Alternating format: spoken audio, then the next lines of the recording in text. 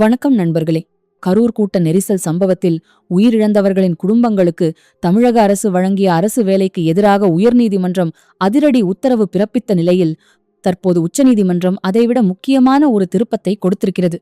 கரூரில் நடந்த அந்த துயர சம்பவத்தில் உயிரிழந்தவர்களின் குடும்பங்களுக்கு உதவும் வகையில் ஒவ்வொரு குடும்பத்திலும் தலா ஒருவருக்கு அரசு வேலை வழங்க தமிழக அரசு முடிவு செய்திருந்தது.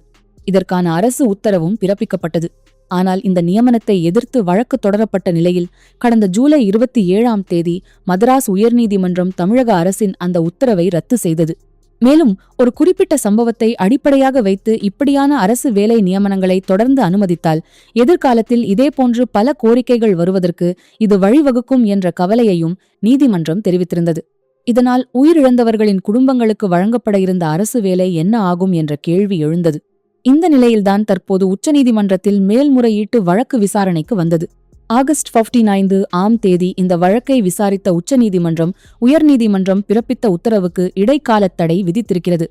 அதாவது உயர்நீதிமன்றம் ரத்து செய்த அந்த அரசு வேலை நியமன உத்தரவு இப்போதைக்கு மீண்டும் ஹோல்ட்ல வைக்கப்பட்டுள்ளது. விசாரணையின் போது உச்சநீதிமன்றம் எழுப்பிய ஒரு கேள்வியும் தற்போது கவனம் பெற்றிருக்கிறது. ஒரு குடும்பத்தில் ஒரே ஒரு நபர் அந்த சம்பவத்தில் உயிரிழந்திருந்தாள். அந்த குடும்பத்தில் உள்ள மகன் அல்லது மகளுக்கு அரசு வேலை வழங்குவதில் என்ன பிரச்சனை இருக்கிறது என்ற அடிப்படையிலான கேள்வியை நீதிமன்றம் எழுப்பியுள்ளது. இதனால் கரூர் சம்பவத்தில் உயிரிழந்தவர்களின் குடும்பங்களுக்கு அரசு வேலை வழங்கும் விவகாரம் தற்போது மீண்டும் முக்கியத்துவம் பெற்றுள்ளது. ஒரு பக்கம் தமிழக அரசின் முடிவு, மறுபக்கம் உயர்நீதிமன்றத்தின் எதிர்ப்பு, அதற்கு பிறகு தற்போது உச்சநீதிமன்றத்தின் இடைக்கால தடை என இந்த விவகாரம் அடுத்த கட்ட நீதிமன்ற விசாரணையை நோக்கிச் சென்றிருக்கிறது. முக்கியமாக இங்கே கவனிக்க வேண்டியது என்னவென்றால், அரசு வேலை முழுமையாக உறுதி செய்யப்பட்டுவிட்டது என்றும் சொல்ல முடியாது. அதே நேரத்தில் உயர்நீதிமன்றம் ரத்து செய்த உத்தரவும் இப்போதைக்கு நடைமுறையில் இல்லை.